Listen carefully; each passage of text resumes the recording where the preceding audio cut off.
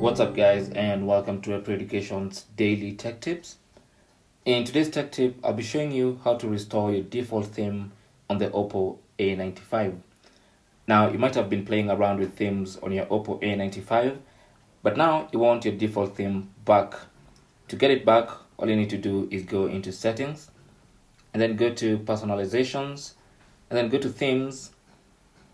And here you should see a collection of all the themes you've used before, but at the top there is always going to be the default theme.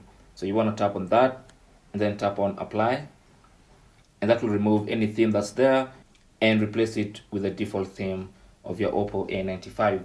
That's basically how to restore the default theme of your phone. Thanks for watching. You can leave your comments and questions down below. Don't forget to share and subscribe for more tips. Until the next one, my name is Chris, and I'll talk to you guys soon.